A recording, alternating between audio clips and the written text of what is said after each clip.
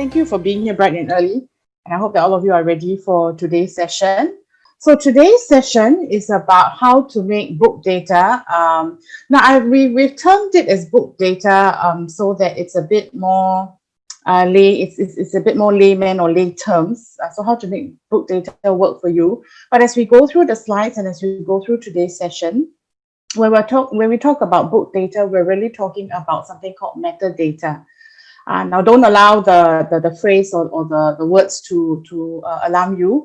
I'm very sure by the end of today's session, you will be a bit more confident about what book data and metadata is all about and how it can help you.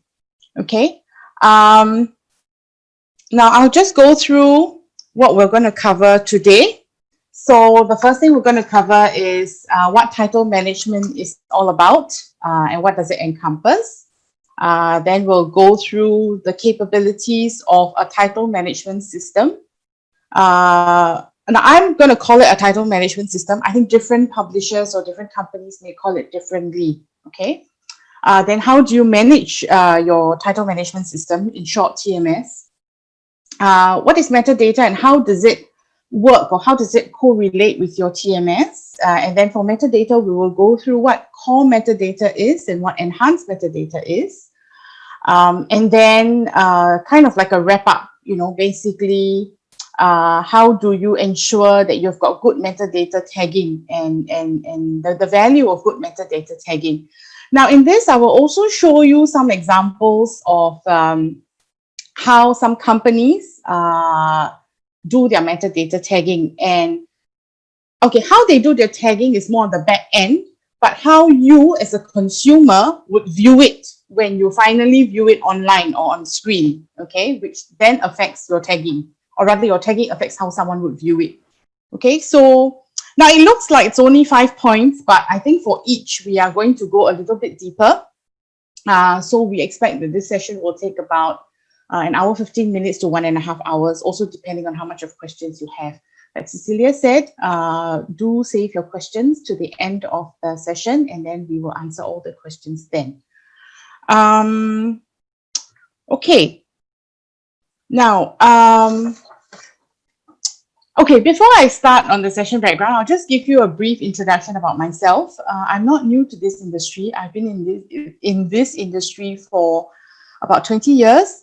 I started out my career in this industry, in the publishing industry, with Pearson Education, and I really started right at the bottom. I was a sales rep, and I used to joke with my friends that I'm a sales girl because I go door to door, knocking on lecturers' doors to sell textbooks. After doing that for about 6 to 7 years, within Pearson, I moved to become an acquisitions editor within their Asia publishing department that was based in Singapore.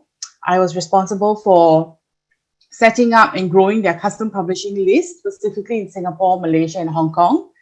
And then I moved to Marshall Cavendish for a while, where I worked with the international sales teams and ministries of education in various parts of the world to do adaptation of our Singapore textbooks. I joined Oxford University for a very, very short while after that.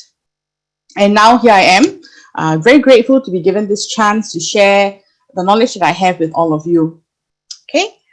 Now, if we can condense this session into just a few lines, basically this is the synopsis of this session. Okay. We're going to cover what title management system is all about, in short for TMS, and how we can ensure successful planning, delivery, and management of products.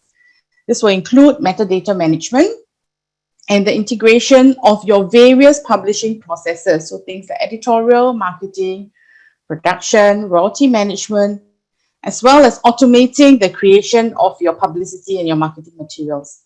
Now, if you read it this way, it can be a bit scary because there are it's a very long sentence, it's just one sentence or two sentences, it's very long. But if we were to break it down, really today's session is about how your TMS can ensure improvement in your supply chain process, because that's really what planning, delivery, and management is all about. And then it includes metadata management, which is what I would term maintaining the intricacies of or the DNA of each title for a very meaningful purpose down the road. And the part about integration of your editorial marketing and the various processes is an automation process so that your various publishing functions work together. Okay. So I will go through with you also a typical publishing cycle. And I think different companies probably have got different cycles. You may or may not do some things, you may do more of certain things, but this is just to give you a rough overview of how in a publishing management system, how the various functions can be automated and how it works together. Okay, so you may have heard, especially in the last year or so, you may have heard buzzwords like a data system, a publishing data system, metadata. We'll go through what it means, what does it mean for you, and how does it impact you. Okay. Right. Before I go any further, I just want to give you a case study, and this is a case study that is real. It happened to me. All right. Now, bear in mind this case study as we go through all the slides, because you will see an impact of this case study on what we're going to learn today. So, as I told you earlier, I started out my career in Pearson education more than 20 years ago. And my first few calls as a salesperson, this was probably 2 months or 3 months into the job. I was handling the Nanyang Poly School of Nursing. So I don't know whether all of you know Nanyang Polytechnic has got a School of Nursing, and that was my account. So one day I went to see a lecturer. I knocked on her door, and I introduced myself. She introduced herself, and then she said, "Oh, do you have a book on phlebotomy?" Okay, first of all, I have no idea what phlebotomy is. Okay, so I just asked her, okay, how do you spell it? And I wrote it down, and then she said, I'm going to teach phlebotomy. So do you have a book? Can you send me something that you have? So I don't know, right? Just write it down. I said, okay, I'll check and get back to you. Now, when I went back to the office, and at that time the company had a relatively robust publishing management system, which includes a title management system. When I went back, key in phlebotomy. Okay, we do have a phlebotomy book. I can't remember who the author is. But when I see the subject category that it's tagged as, it was tagged as a medical book, which means it's not meant for nursing students. It's meant for the School of Medicine in NUS. At that time, Pearson was in the process of divesting some of their medical lists over to another publisher. So the first thing that crossed my mind is, hey, phlebotomy is not a course that a nursing student would take. It is a course that a medical student would take. So why is she asking me for this book? Probably she's one of those lecturers that just like to collect books and take free books from publishers. So forget it. I'm not going to reply to her. I didn't reply to her. I didn't get back to her. She didn't follow up with me either. It was only almost 2 years later, during a product presentation, that the marketing manager told us about a new edition of a phlebotomy book that Pearson had published. She said, this course will be found in nursing schools.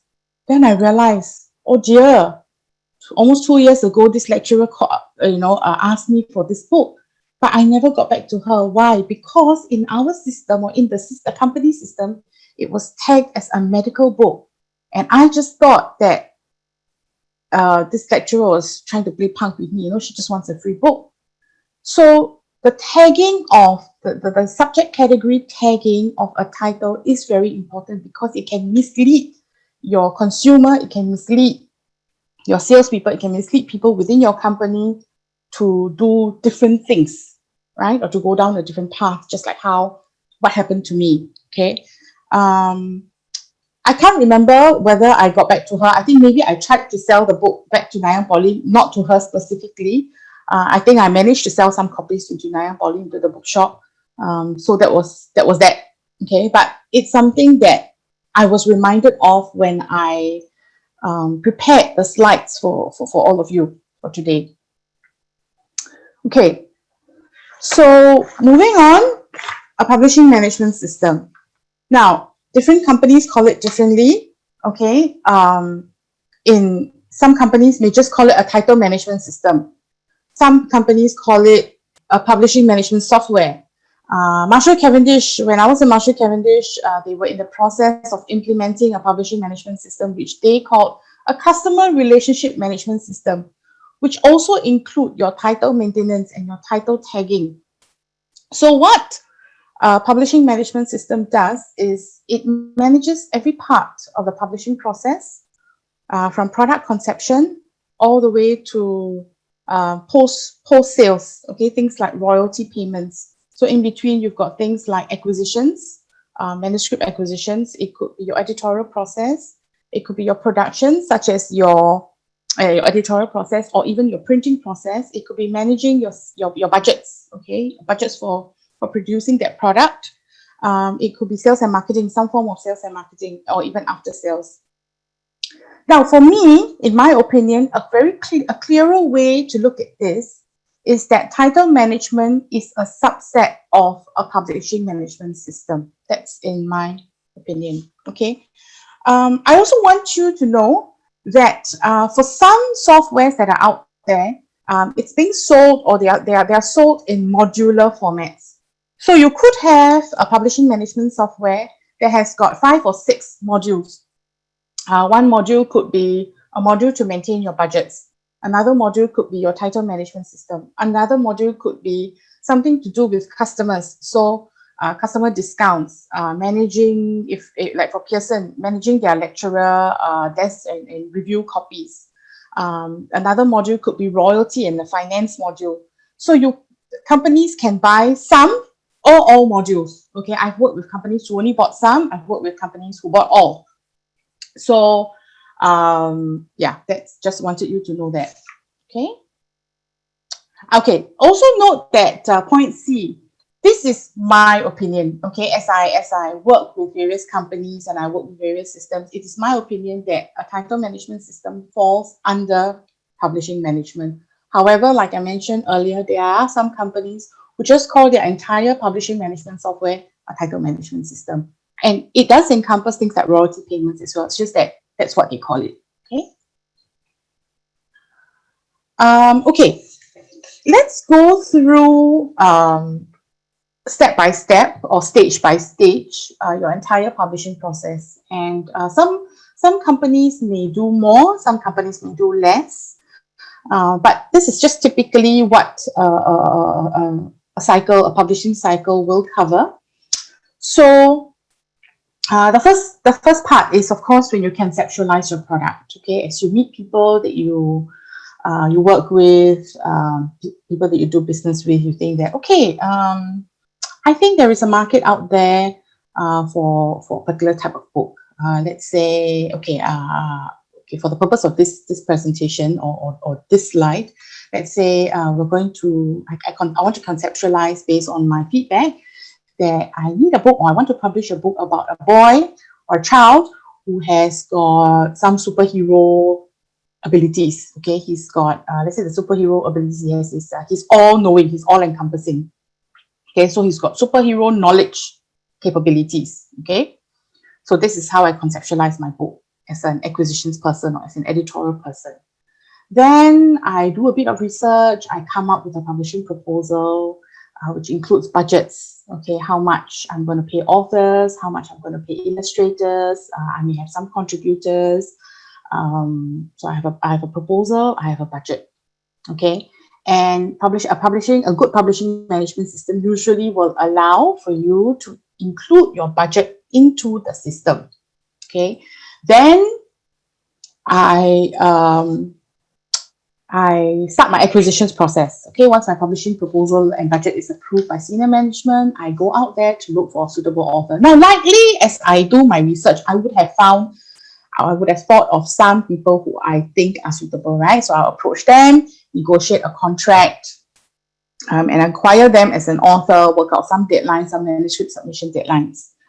Now, some of these items on the cycle can happen concurrently, okay? Because as I negotiate my acquisitions or my manuscript submission, I will also sign a contract, right?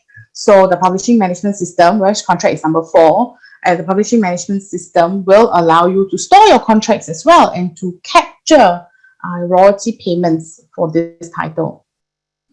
Now then, the writer takes some time to write. Finally, he submits his manuscript. Submission can be one time, can be in a few installments, okay, but manuscript is submitted, then your editorial process starts.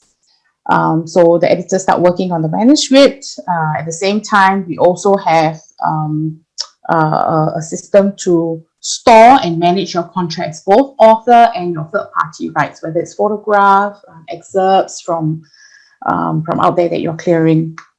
Okay, then after that, you go into printing, and your book is published or your product is published. Then comes sales and marketing. So sales and marketing would include things like publicity. It would include your title management, or rather that stage where sales and marketing, then you have title management. So when you store your title in the system, how do you store it? If it has a subtitle, is it part of one line? Is it part of two lines? Is it part of a series? Okay. What price are you going to have? Is it different prices for different countries, different prices for different distributors, different discounts? So all that comes under title management. Then you have warehousing. So when you first print the book, how many copies are you printing? And how many copies do you put into stock? At a certain point, when you find that your stock is depleting, how does the system prompt your supply chain staff or your warehousing staff that you need to order some more, print some more titles, okay? And the last point is other possible derivatives. A publishing management system will also allow you to include any other possible derivatives that you want to get out of this title. So I may publish this superhero boy comic book in English, but I also clear rights. When I clear third-party rights, I am only clearing third-party rights for worldwide sales in English. But I am open to, let's say, China, a publisher working with a publisher or distributor in China to translate this into Chinese and pay me a royalty or pay me some amount of money and taking that title further into China, to sell it into China. So your system will also allow you to tag what other possible derivatives are you open to, or what rights do you have, or what rights do you not have, okay? And then the other part of a publishing, or the last part of a publishing management system, is your finance portion, where it tracks things like royalty payments. It prompts you when you need to pay royalty payments to your author, to third-party copyright holders, and it also allows you to run analytics. So at some point, let's say at the end of the year, usually once a year or once every 2 years, publishers will run, okay, this is a title, in the last 12 months, these are titles that we published. Let's run a list or a report to see how each title is doing, how many copies we have sold, the revenue that we've gotten from these sales, and where has it sold to. So the system will also allow you to do some analytics. Now, as I mentioned earlier, you can buy modules of the system.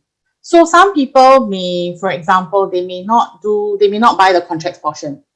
For the longest time when I worked in Pearson, we didn't have the first part, the conceptualization, publishing proposal, and budgets.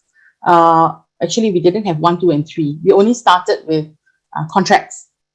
So I'm sure all of you know that when you publish something, when you publish a product, there are 1,000 things to remember. And it has happened to me before. Because we didn't have 1, 2, and 3, I had a budget for a particular management book. I think the budget was quite a good budget, maybe about $50,000. But I didn't have a system to help me to track. So one day, the editor came to me and said, "Hey, Monica, I need to tell you something. Your budget, we already used $45,000 now, and we still got like 5 months of editorial work to do. But I already used $45,000. I got shocked. Huh? Out of 50,000, you use 45,000. What do you use the 45,000 for? So they use the 45,000 for pictures, for paying third party. Because they also write teachers' guides. So they pay the people to write teachers' guides, and we just couldn't keep track, right? Because there was no system to keep track. And obviously, they are also very bad at keeping track on Excel. So I had to actually work with them, ask for more money. Of course, we all had big scolding, but we had to ask for more money. I think that was also one of the reasons why a year down the road, they decided that, okay, all budgets will go into the system so that the system keeps track for you. Okay, and you can even put in measures. So, okay, I want to know when 1/4 of my budget is used. So the system will send you an email to say, okay, at this point, out of $50,000, you have already used, let's say, $12,500. So you know, based on your timeline, the publishing timeline, are you okay now if you've already used $12,500, or should the alarm bells go off that you are spending too much? Okay, so that's why we have publishing management systems. It's really to sort of take away the human memory work, which is almost impossible for one person or a few persons to remember everything. Okay, and to help to get a system to automate and to keep track for you. Okay, some systems also have got modules or have got the ability to keep track of review copies. So who you send your review copies to, when you sent it, how many copies did you send? So that at some point, again, if you run a report, let's say I want to see, okay, for this title, who have I sent review copies to in the last, let's say, 6 months? Because my sales doesn't seem to be coming in. And I can follow up with those people to get feedback, okay, or to sort of close the adoption or to close sales, okay. Now, there are many publishing management systems out there. I'll just give you some that's a bit more popular. So there's Bookmaster. I'm sure all of you have heard of IBS Bookmaster. A number of publishers use Bookmaster. There's SAP. There's JDE, something called JDE as well, which I've used as well. I've used SAP as well. I understand, I heard from someone that Microsoft has come up with something, although not very popular, but they have come up with something. And there are some publishers, maybe not in Singapore, but there are some publishers worldwide who have used Microsoft as well. Not all of them may have the same functions. Some are, I would say, a bit more robust and a bit more easier to use. And I think the easier to use or ease of use varies from person to person. Like I was very comfortable using Bookmaster, but I know some colleagues who were not. They felt that SAP was a lot better or JDE was a lot better.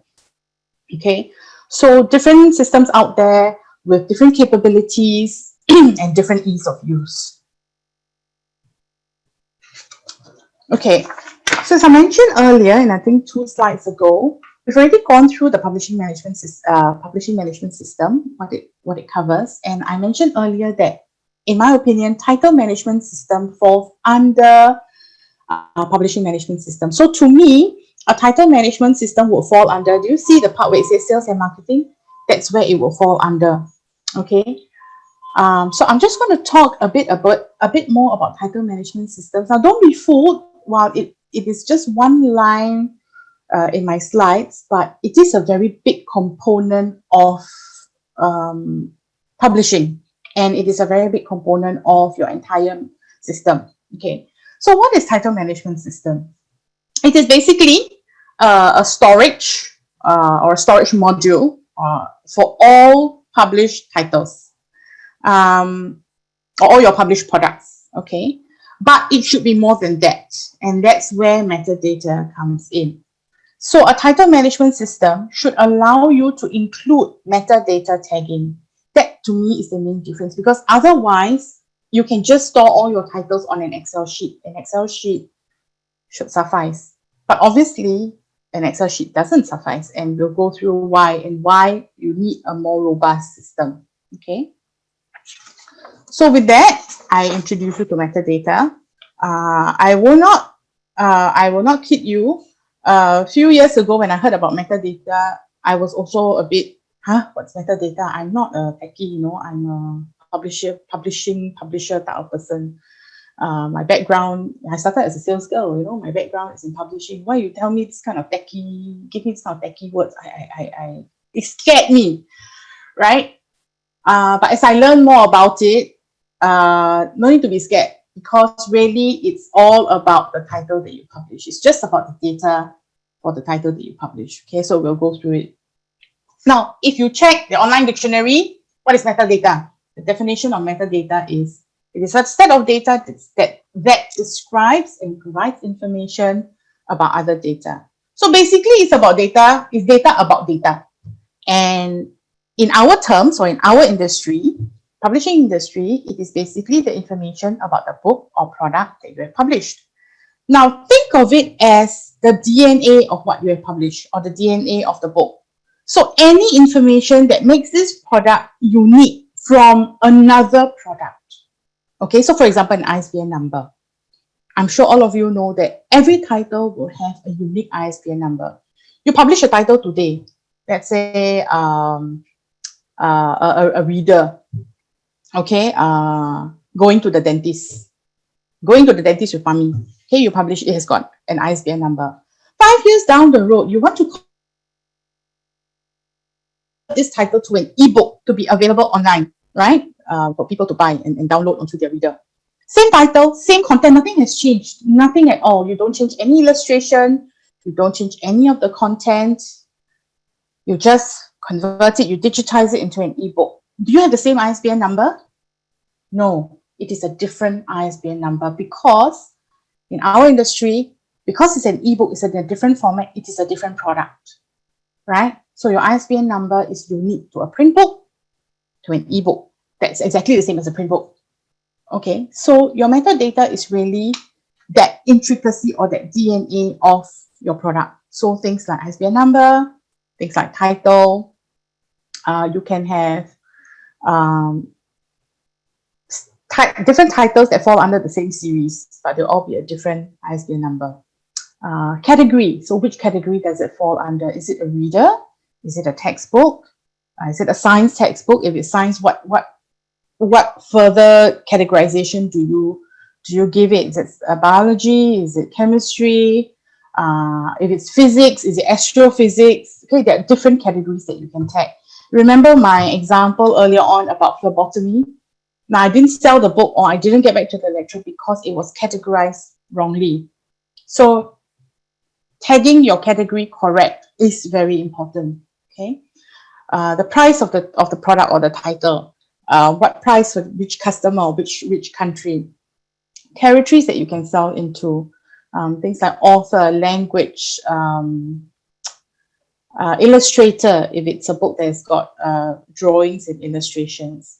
So metadata has been a concept that's been around for a very long time, but it's become a lot more complicated because of the computer and the internet. So to put it very simply, metadata is a language or the information that we use to describe the products that we publish. And in our case, they are books, ebooks. Okay, I may use books, but I don't mean physical books. Okay, I think now as we get more sophisticated in publishing, we can publish in all forms. We publish all forms and we can publish in all forms. Okay, but just for the purpose of the presentation, I may use the terms products and books interchangeably. Because we don't have the products on hand. If you were to look back to, let's say, 20, 25 years ago, every time you see a customer, so 20 years ago, when I went to see a lecturer, I would carry a very thick catalog, and my catalogs are by subject. So if I'm going to see a lecturer in the business department, I bring my business catalog. And then the lecturer says, okay, I'm teaching this subject. I flip the catalog. And then say, okay, marketing. So which title, you say that you need a lot of case studies. Okay, this one got a lot of case studies. Then you look at the table of contents. You look at the picture, look at the table of contents. Sometimes there are reviews. And you say, okay, this one looks quite good. Can you send me? I'll take down and then go back to the office and then send it to him. But now, with internet and an increase in online book sales, with increase in people buying online e-commerce, the book industry has found itself in a fix. How do we meet the standards of booksellers or the end consumers to provide information to book buyers about the products that they want to purchase? Where you cannot have a catalog or a trade list anymore, how do you communicate that information? So in a brick and mortar world where you can walk into a bookshop, actually see the physical copy of the book, or in the brick and mortar world 20 years ago where the only solution you have is to walk into a bookshop, you don't really buy online, you would see the physical book. You can see the illustration, look at the synopsis, look at the reviews. Is it too thick? Is it too thin? Do I like the way it's written? You can actually see the product before you decide to buy, but now you can't, or now you don't. So what do? the information, which is your book data, will draw the potential reader into the book, and your metadata or your book data should help you to sell your book. So when you go online, how do you represent this? And that's where metadata comes in. Okay, so yeah, just to summarize what I said, without the book or without the product on hand, there must be a way of describing that product or communicating it to the consumer. So previously, it could be through a trade catalog and an inventory list, but with the increase in e-commerce and sales platforms, digitalization is required. Okay, now metadata. Who creates your metadata and who consumes your metadata? So you've got creator, which is everyone who exists within the publishing or the creation process. It could be your author, because your author may give you the synopsis of the book, summary of the book. It could be your editor. Editor also can write summary of the book. Designers, because you will include things like who has designed the cover, illustrators. Administrators, the people who actually take all this information and actually just put it into the system. Okay, and in slightly larger companies, this is a big part. When things are tagged wrongly, they go after the administrator. Hey, why you tagged wrongly? Yeah, this one is not this kind of title. Okay, so administrators as well. Who consumes? Everyone who exists out of the publishing or creation process or after the publishing, that means after the book is published and not within the company. So people like your distributor, salespeople, like the earlier example that I gave you about the phlebotomy book, me, right? Because I consume metadata and the metadata tagging was wrong, so I consume it wrongly also. Your warehouse staff. Remember earlier on I told you that part of a publishing system is how many copies you order and as how many copies you print, and as your orders come in, as people consume, how many copies are left. So what some companies do is they have for their top 20% of their titles, okay, they input something called a minimum quantity. So I cannot allow my inventory to drop below a minimum quantity. Every time it drops below this quantity, I get a prompt, or the warehouse staff get a prompt. Okay, your warehouse manager gets a prompt, and he will then trigger a reprint, okay, or a reorder. So they consume the metadata as well. Reader and consumer, of course, right? Because we, based on metadata and metadata tagging, as consumers, we decide what we want to buy or what we want to read. Librarians, I think when they decide to stock up, they use metadata to determine what to order and what to stock up on. Okay, so one of the the main purpose of your metadata is to be able to, for your product to be searched, for your product to be searchable and found, and for that product to be purchased. Okay, I'll give you an example. So we've got two parts. One is to be searched and found, and one is to be purchased. So how would you usually search for a product? You go to Google. Okay, I'm looking for a title on Southeast Asian history, for example. Okay, so I can search by title or by subject, Southeast Asian history. Then I see what comes up, right? And then I decide, click, decide what I want to buy, or what I think I want to buy. Okay, based on the synopsis. I can search by author. Hey, I know that this author who published a title on Southeast Asian history. I'm going to search for him. So I search, or I'm already reading something from a particular author. Quite interesting. Let's see whether he's got any other books. Okay, I go and search by author, and then I decide whether I want to buy the book. I could search by publisher. I could search by title. My friend told me specific title, very good for getting my child to eat properly. So I go and search, okay, for a specific title. And that's how I search. That's how typically consumers search for books. So you need to be able to tag such that the searcher can find your book, right? If you tag wrongly, or you didn't tag accurately, or not so much information, then your title is forever lost in space. Okay. Now, after I search and I found the title, I'll read the synopsis. I'll read the reviews. Look at the price. If I buy on Amazon, how long does it take to get to me? Can I wait? So that influences the purchase part. Okay, so there are two parts. One is the search and find, one is the purchase. Okay. Now, at this point, I also want to introduce or talk a bit about the book data system. I'm sure all of you have heard about the book data system in the last 6 months or so. And I think if you attended my session last week, some of this is overlapping, but I'll just share with you again. One of the objectives of the book data system is to be able to search and a metadata tag so that searching for a title becomes a lot easier and faster. Okay. And the book data system uses an Onyx for Books format, which is an XML format. And Onyx was developed as a solution to two very main and modern problems. One is the need for richer book data in an online platform or mode. And second is the widely varying format requirements for receiving this data used by major book publishers and wholesalers and retailers. So basically, they wanted a standardized format. All of us worldwide, not just in Singapore, would store our book data in various formats. Some of you may use an Excel sheet. Some of you may have more information. Some of you may have less information. For some of you, you don't include a series name. Some of you do. But the book industry requires us to have it in a standardized format. And that's why the book data project came about. So think of it as a software. You put your information in. There are various fields where you put your information in. And at some point, you can use that information to run lists based on what you need or what a subscriber to the book data system needs. So let's say I'm a librarian and I've subscribed to the Singapore book data system.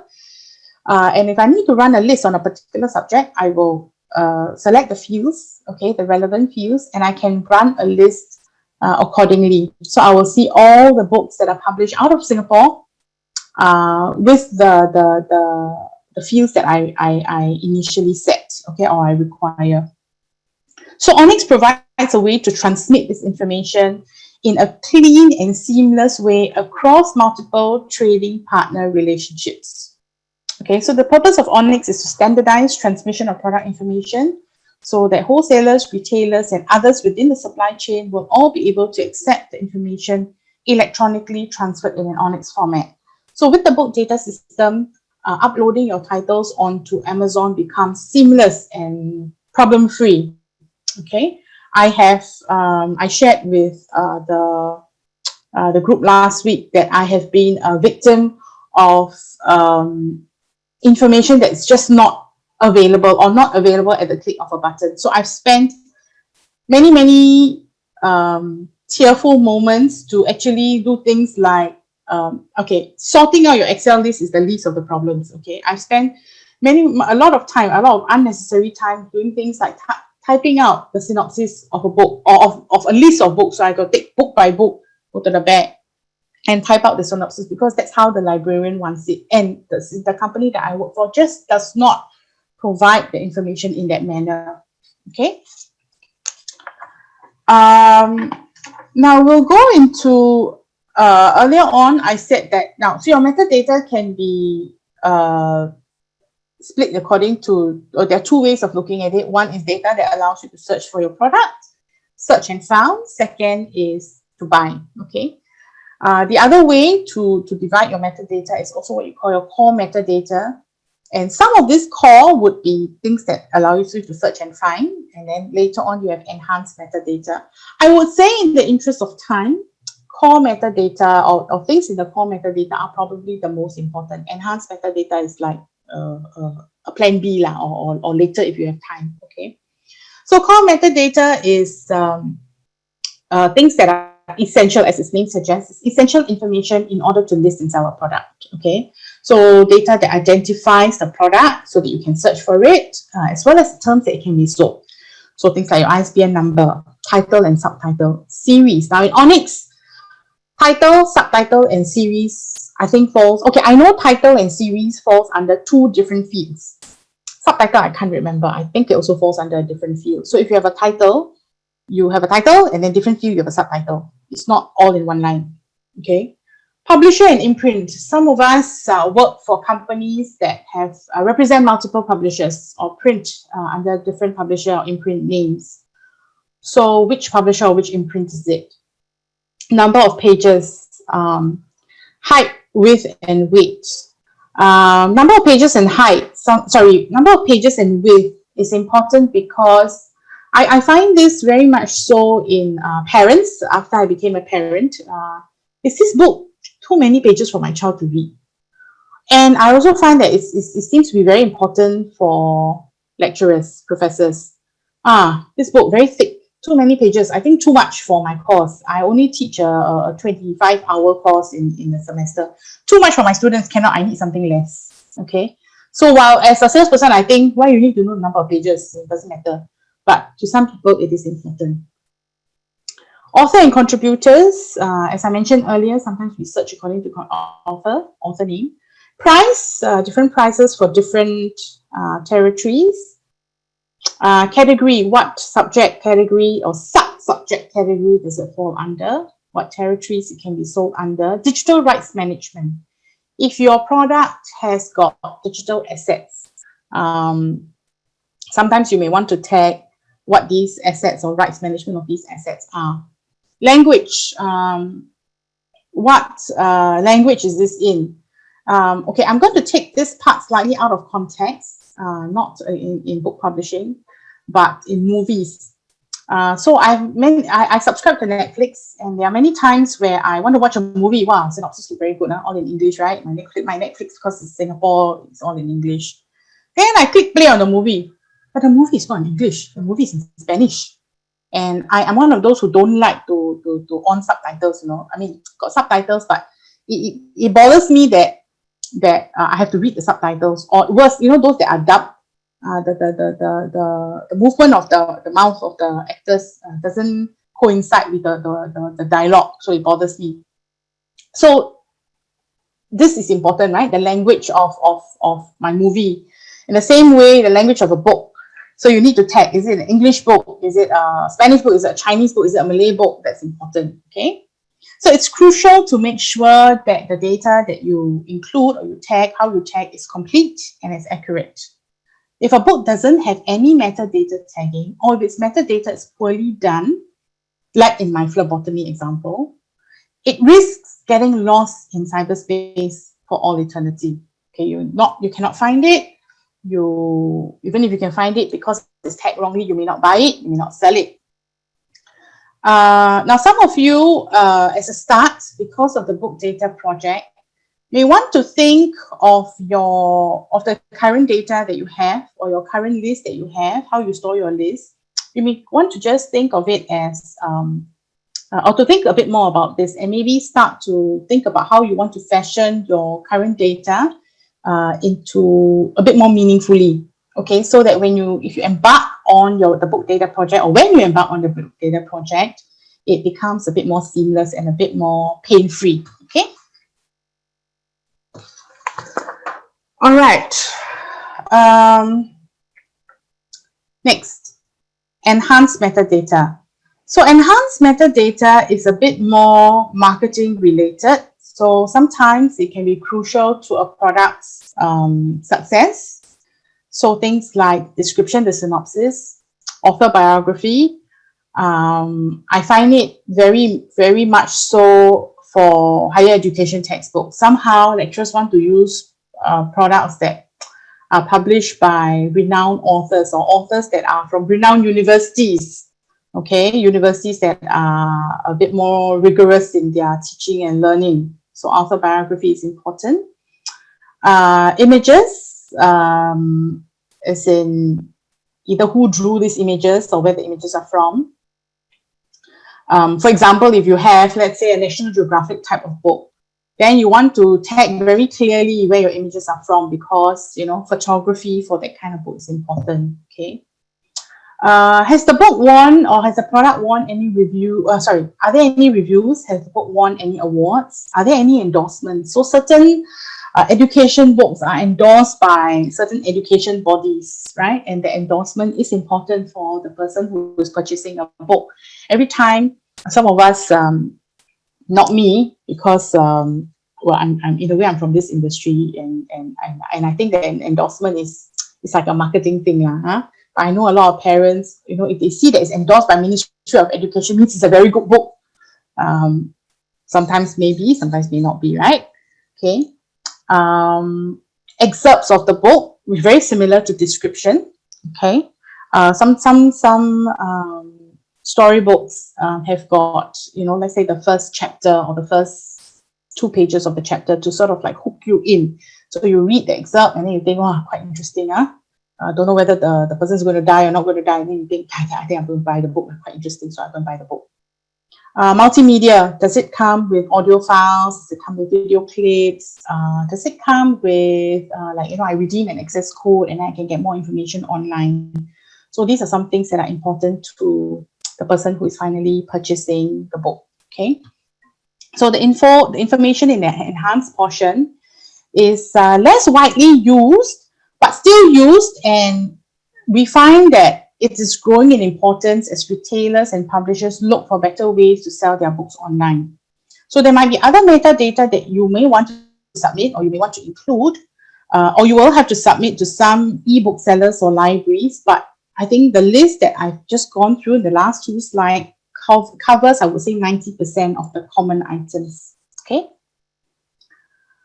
Okay, before we go into examples of metadata, there was something I wanted to say earlier, but I forget now. Do I have it on my notes? Okay, I don't, never mind. When I remember, I will tell you. Just give me a minute. I need to take a sip of water. Okay, I will just give you an example of how tagging is done in various platforms. So this one, I managed to get from a friend. This is a typical title management system. Okay, I'm not going to tell you which company. If you know, please don't tell me either. Just keep it to yourselves. Okay, don't tell your friend either. So I've screenshot, or rather my friend gave me the screenshot. Of course, she's covered certain things that will help you to identify who the publisher is. Okay. So you see in the first, okay, so there are 2 screenshots, one on your left and one on your right. So we don't even tell you the title and ISBN number. So I've just put title and ISBN number just to let you know that usually at the top there is a title and ISBN number. Then do you see item level 1 to level 5? Now this is the categorization. So in the earlier example that I give you about the phlebotomy, this is where the categorization was wrong. Although this screenshot is not from Pearson, okay? This is where the categorization was wrong because I saw that it was medical. It was a medical book, tagged as a medical book, okay? Now in this case, item level 1, okay, while it's blocked off, I will tell you item level 1 is the publisher. So this company represents different publishers. They've got different imprints. So item level 1, which is the broadest, usually your level 1 is the broadest and your level 5 is the narrowest. Item level 1 is the publisher, okay? Item level 2 tells you the type of product it is. So it can be textbook, it can be workbook. In this case, it is a teacher's guide. Some companies may say a PowerPoint slide. Some companies may tag test bank. Okay, so different companies, depending on what you publish, you will have different, think of it as a drop-down menu, different items within your drop-down menu for item level 2 or for each item level. Okay, so in this case, we know that this title is a teacher's guide. Item level 3, it is a teacher's guide that's meant for preschool. So not primary school, not secondary school, or preschool. Item level 4, subject. It is a maths book. So it is a maths book, maths teacher's guide meant for preschool level. Item level 5, print. Now, as I was preparing the slides, I realized that item level 5 may be tagged wrongly. Now, I'll show you why later. Okay, you go to the one on your right. Okay, if you just go through now, they have not populated the rest of the fields in the screenshot on the left. So things like substitute item. Substitute item means I published this book. A few years down the road, there is a new edition. So substitute means the new edition. Some people use that. Okay, it's a new edition. Or let's say later on got ebook. So it's substituted with an ebook. So when I go to this screen, I will see that, oh, there is a new edition or there's something new about this title. I go to the substitute ISBN number to get the latest. Okay. Okay, that's all I have for this screen. If you go to the next screenshot on the right, I don't know what stock report is. I also don't know what barcode is or what brand code is.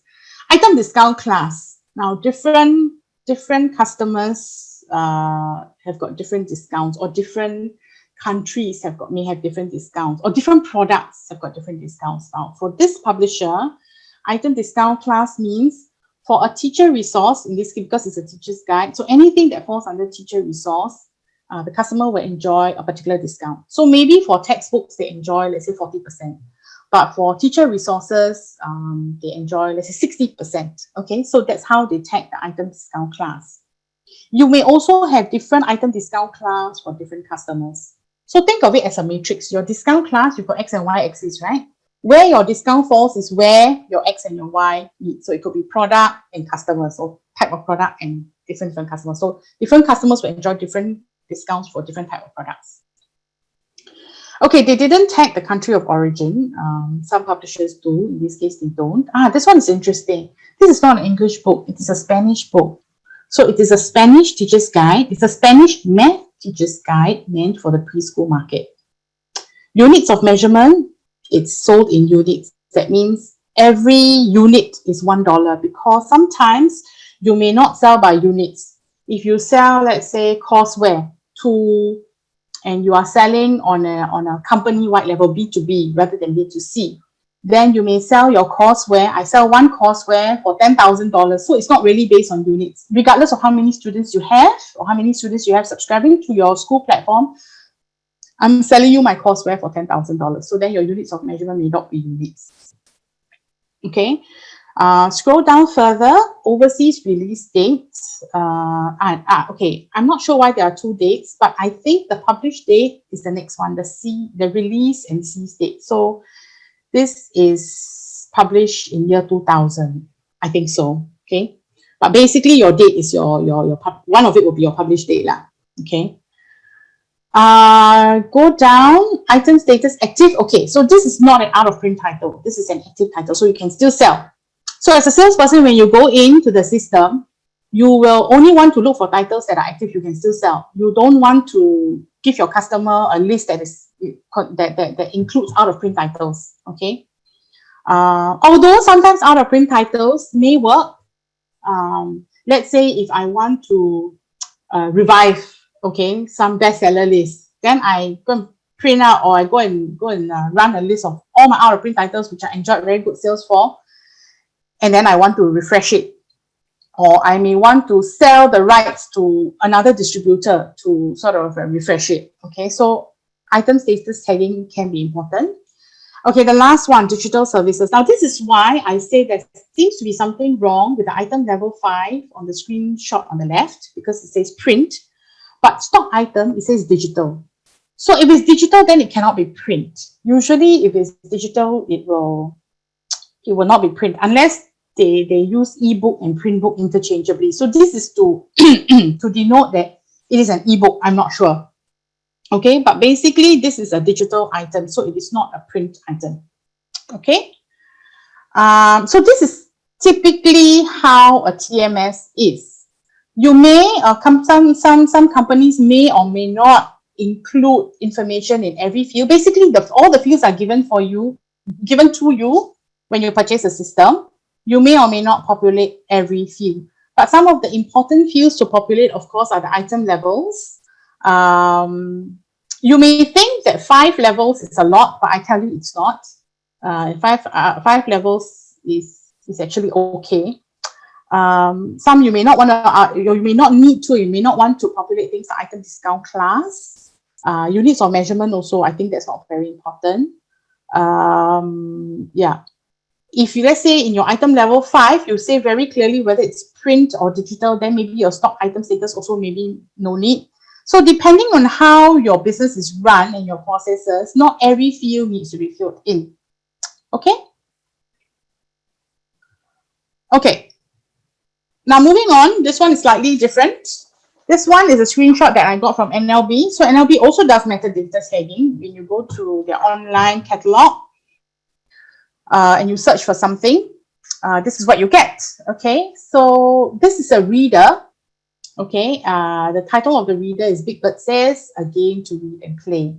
The author is Sharon Lerner, Lerner being her last name. It's published in 1985. It is a printed book. And you see below printed book, there's other formats, ebook. So it tells me that while this title, this ISBN number is a printed book, that this version, that this title also comes in another version, which is an ebook, which will of course have a different ISBN number. Okay. Then the summary is a synopsis. So what this is about, doesn't tell me much. I think it's probably an older book. That's why it doesn't say much. Okay. Now, if you go to record details, the screenshot on the right. So title, Big Bird Says, whatever. Creator and contributor is Lerner Sharon and Matteo Joseph. I think Matteo Joseph might be the illustrator.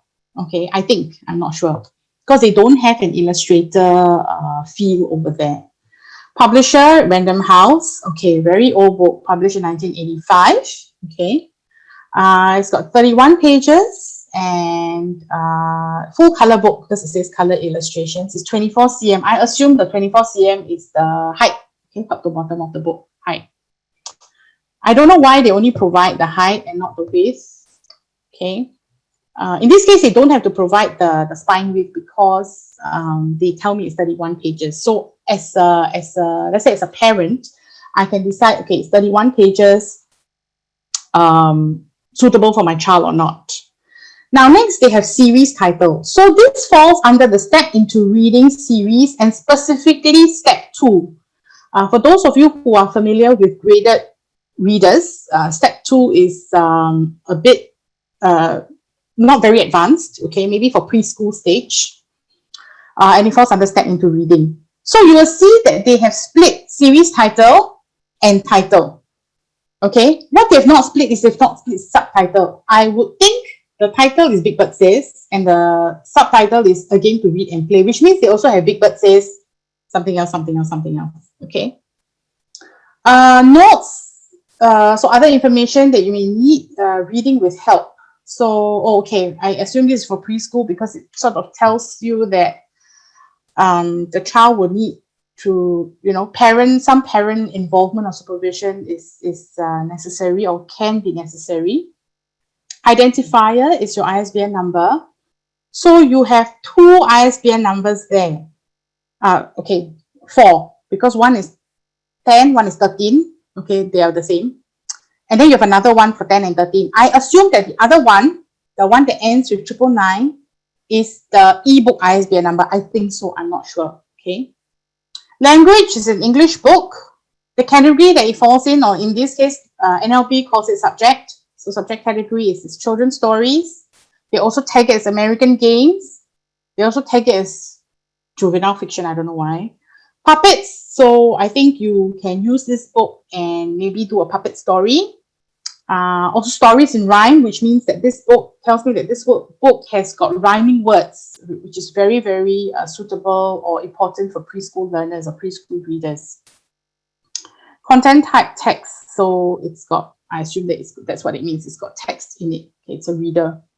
Okay, so you can see how the tagging of the book data or the metadata has got an impact in whether I want to borrow this book for my child or whether I think this is a suitable book, whether I'm using it for my child or whether, let's say this is something I saw on Amazon, then whether I want to buy it for my library, for my school, and so on and so forth. Okay. Okay, another one, also NLB, but I wanted to show you two to just show you the difference between this one and the Big Bird one. So this one, the title is Overcoming Dyslexia. Immediately in the title, it has a bracket electronic resource, although I don't think in the actual title of the book, in the cover, it says electronic resource, but NLP has tagged it there. So immediately I know this is not a print book. Okay. Subtitle, it's a new and complete science-based program for reading problems at any level. Author is Shelley Shewitz, published in 2008. So it's a 12-year-old book. It's an ebook. Okay, but it's also available in print because can you see other formats print? So I would assume it's available in print. This one has got a longer synopsis. The synopsis, good that it's long because it tells me as a teacher or as a parent whether I want to read this book to help my child who might be dyslexic. Okay. On the right-hand side, again, the title and subtitle, the author. In this case, I guess only one author, right? No contributor because there's no illustrator. Very obviously, this book has got no drawings. Okay. Publisher, okay, it doesn't tell you who the publisher is. It just tells you which year it was published. So either they didn't include it. I assume they didn't, as in NLB didn't populate that field. But I'm sure if you pick up the book, you can see who's the publisher. Physical description, there's one online resource. I think maybe if you read the book or if you borrow the book, maybe there's something there that tells you to go online to get more information about dyslexia. Okay. Okay. I think if you see under notes, it tells you that requires Adobe Digital Kindle, blah, blah, blah. I think it means that either there is an ebook available on Kindle or the Kobo app. Kobo is e-reader. It's an e-reader. Yeah, e-reader, ebook provider. Or it's telling you that within this print book, there are digital resources that you can get from Kobo or Kindle. Okay. Identifier is the ISBN number, and it says very clearly that this ISBN number is for the ebook. It's in English, it's non-fiction, tagged under education, so tagged under non-fiction, education, family relationship, language arts, and electronic books. Okay, so these are your tagging. So if I were to key in, let's say, family and relation book, family books on dyslexia, or books on family and relationships, this book will come out. Okay. Text, so it's text heavy. Media type computer and character online resources, again, tells me because this is an online book. Okay, it's an ebook. Another one on Amazon. Okay, this book, I think, published by a publisher in Singapore, I think. Harry Potter and the Stone Philosopher. It's a paperback book, so soft cover, published pretty recently, about a year ago, by Sufyan Hakim, who's the author and contributor. I think if you click under C formats and all editions, because this is a screenshot, right? So if you click all formats and editions, you probably see other formats or other editions, I'm not sure. Sold at $20.22. If I order it, okay. So this is based on when I took the screenshot, okay? So if I ordered it, it will tell me when it will arrive. Then after that, it's got the synopsis of the book. Now, if you go down, see, it tells you product details, how many pages, what's the ISBN number. Now, what this doesn't tell me, which I was quite surprised, is it doesn't tell me who the publisher is. Okay, I think if you, for Amazon, they do have a publisher field, and for some books, the publisher is included. In this case, either it was not provided, or I don't know, maybe Amazon didn't include it, I'm not sure. Okay. So this is an example, again, of metadata tagging. So what information did you provide to the online retailer so that they can include the information there? Okay.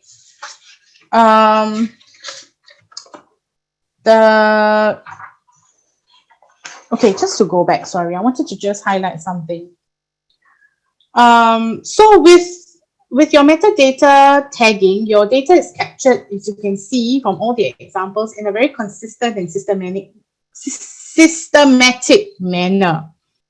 And it allows you to seamlessly sync with your third-party platform. So if you put all your information into the book data system that SBPA is initiating and spearheading, then you will be able to seamlessly sync your data to third-party platforms. Okay, now this, I know what I wanted to tell you earlier, which I forgot. Studies have shown that good metadata tagging is inversely and positively correlated to increase in sales. So when you tag your data correctly and accurately, you will see an increase in sales. Okay, that's what I wanted to tell you earlier. Okay, next. Just to, in a way, summarize, I think I've said it many times, okay? Good metadata tagging. So quality really matters, okay? So these are some of the golden rules for you to just take away for today. Based on all the examples and everything that I've shared with you, all the stories that I've shared with you, and all the examples that we've gone through, these are basically the golden rules of good metadata or good metadata tagging. First, make sure it's accurate. Okay. Otherwise, you will find people like me as a salesperson not accurate, so cannot sell, or not important to sell. Better don't sell. Okay, or better don't follow up. So accuracy is important. Second, get it out on time. I'll just go through, okay, in this cycle, when we say get it out on time, now some people tag or do their tagging into their title management system at the point of acquisitions. As soon as the proposal is done or confirmed and approved, and the budgets are approved, at the point of acquisitions, especially if you kind of know what your title is going to be, they would already tag it into the system.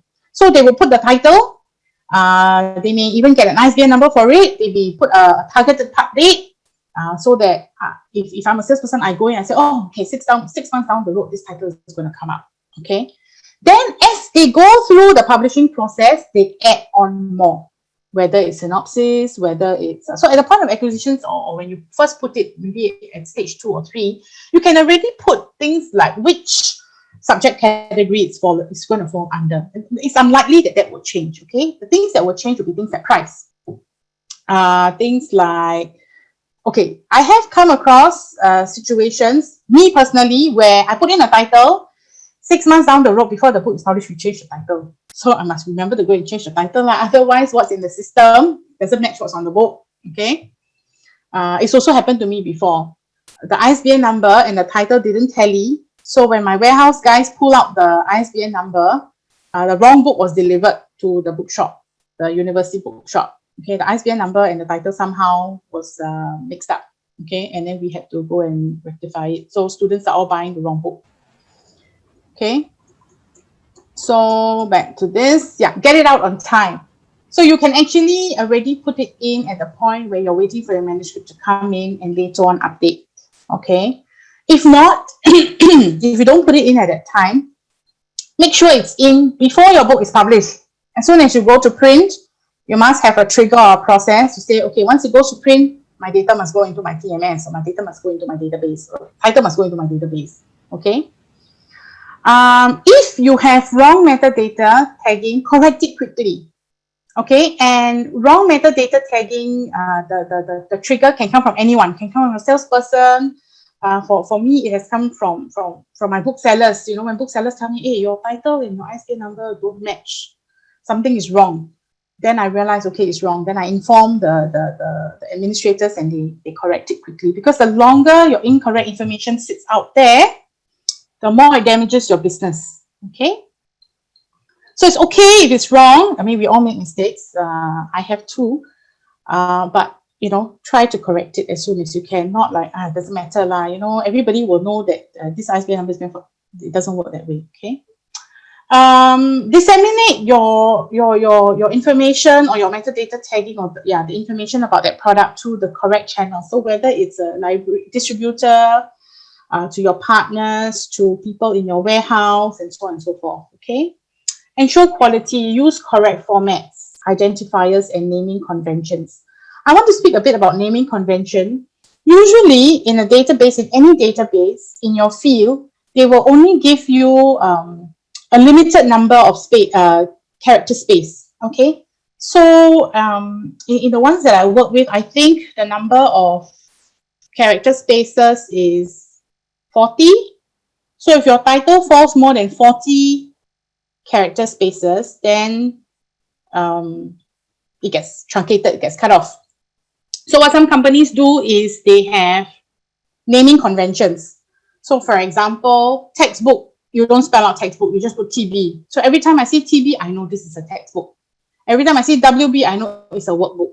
Okay, so use correct and consistent naming conventions. Some companies I work for, workbook can be WB, can be AB. So initially I was like, what's AB? I thought AB activity book is different from WB workbook. Actually, it's the same. Okay, it's all workbook. Some people use, so make sure it's correct. If you're going to use workbook all the way. You're going to use activity book, use activity book all the way.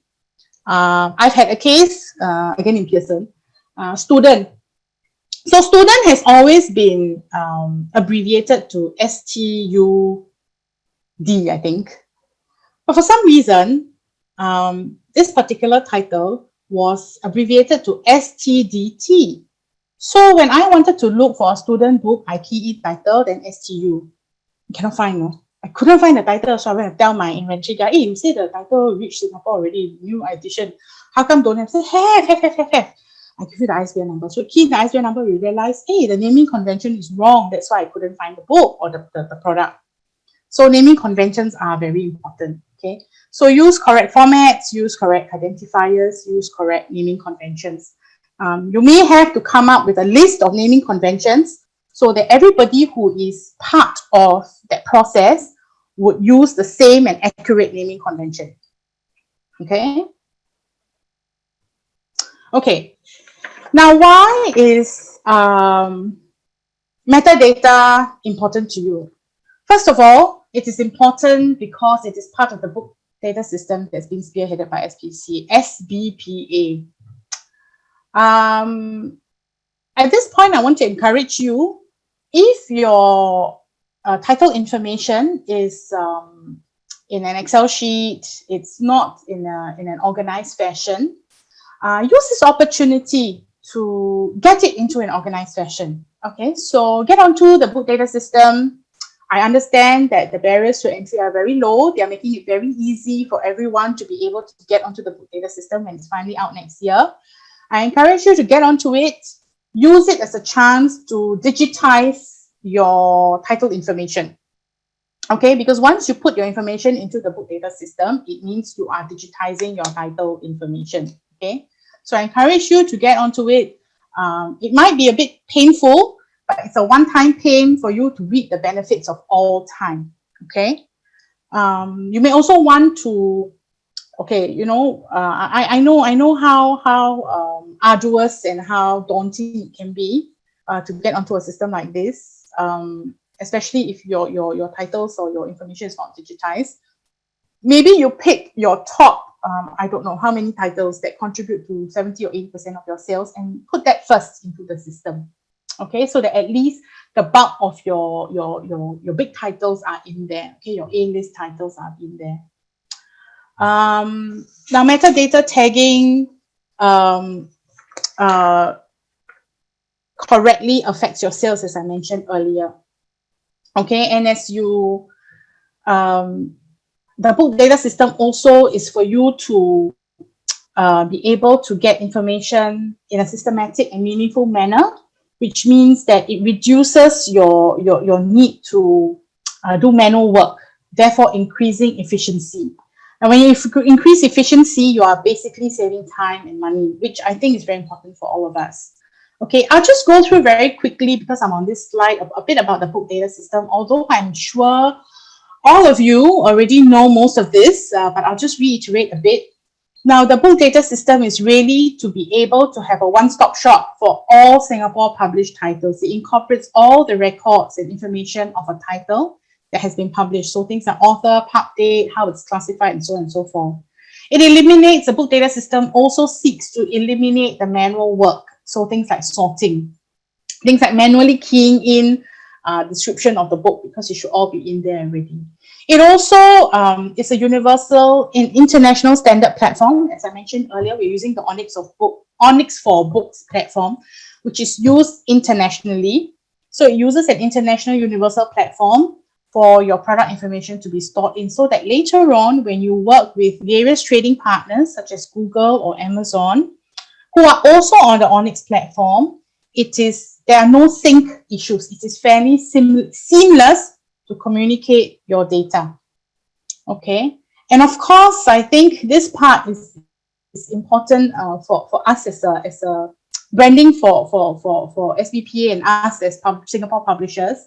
It enhances the visibility of all Singapore published titles. Okay, so I would encourage you to get onto the platform because it really helps your partners to see the information in the way they want to see it. okay, being presented. Okay, the bulk data system will also benefit you as a publisher. It benefits distributors. So if you're a distributor out there who's listening to this, it will benefit you. Do get onto the system because there's an ease of getting your lists. Okay, libraries will benefit libraries, both local and overseas libraries, because it removes the back-end administration work. E-retailers, the information that e-retailers require is available in a standardized system. Okay,